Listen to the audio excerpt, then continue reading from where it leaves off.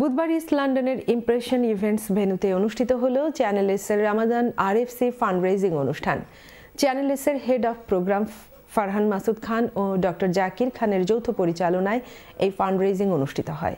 আরএফসির এবারের প্রজেক্টে রয়েছে প্যালেস্টাইনের শিশু আমতৈলে মসজিদ মাদ্রাসা নির্মাণ সহ বিভিন্ন পরিকল্পনা। এ সকল প্রজেক্ট ও চ্যানেল এসের কার্যক্রম দেখে 15,000 পাউন্ড অনুদানের প্রতিশ্রুতি দিয়ে 5 জন আরএফসির অ্যাম্বাসেডর নির্বাচিত হয়েছেন। সেই সাথে অন্যান্য ক্যাটাগরিতে মোট 100,000-এরও বেশি পাউন্ড ফান্ডরেজিংয়ের ঘোষণা আসে। অনুষ্ঠান ঘুরে বিস্তারিত জানাচ্ছেন senior reporter Mohammad Rezaul Karim Mridha.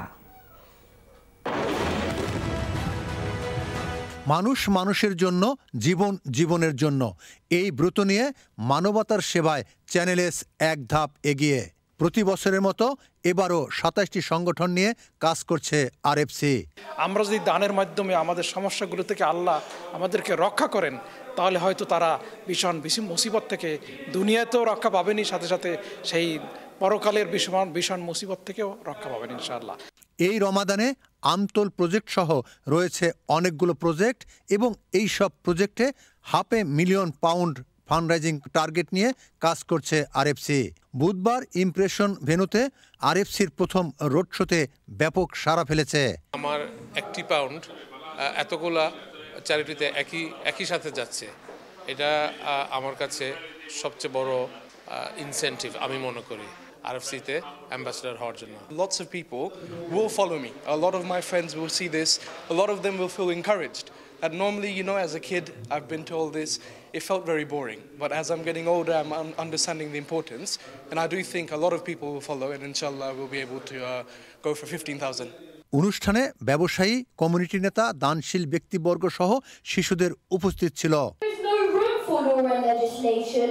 Helpless to prevent all these fruitless has come. Let's have some fun listening. আরএফসির অর্থ সংগ্রহের জন্য RFC ambassador, RFC national heroes, RFC champion, friends of RFC সহ রয়েছে বিভিন্ন পদে অনুদান। সত্যিকার অর্থে এখানকার মানুষের যে মনটা অনেক বড়, আত্মাটা অনেক বড়, মানুষের যে আকুলতা, মানুষের যে আবেদন, মানুষের যে নিবেদন, আমরা যখন উপস্থাপন করেছি আমাদের ভাই বোনদের যে রেসপন্স এবং তারা যে পরিমাণ দান করেছে, সত্যিকার অর্থে আমরা আপ্লুত। 2025 সালে 15,000 পাউন্ড করে অনুদান দিয়ে অ্যাম্বাসেডর হচ্ছেন অনেকেই।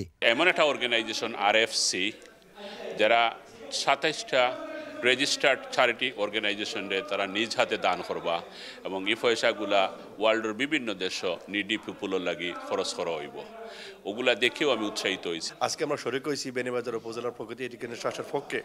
আমরা এই একটা সুন্দর ইয়ের মাঝে চ্যারিটির লগে আমরা একটা শরিক হয়েছি 50,000 pound ambassador on behalf of the organisation. আমরা আশা থাকবো আমরা যারা আগে যারা আইতো ইয়াং জেনারেশন ইউকে এবং দে উইল সি যেন আমরা সিনিয়র যারা একটা শুকনো আরম্ভ করছিলাম তারা একটা ভালো জিনিস জড়িত হয়েছে। শিশুর জন্ম থেকে মানুষের মৃত্যুর পর কবরস্থান পর্যন্ত মানবতার সেবায় আরএফসি কাজ করছে। সেই সাথে মসজিদ মাদ্রাসা তো রয়েছেই। এই সকল কাজে উদ্বুদ্ধ হন আমন্ত্রিত অতিথিরা। ইনশাআল্লাহ, I have pledged personally to donate a very special piece of the Kiswa of the Kaaba, something that is so unique that usually someone would not part with. I hope that throughout the campaign in Ramadan that we can raise at least 50,000 pounds. So hopefully Bangladeshi community will beat 75,000, will go even more inshallah.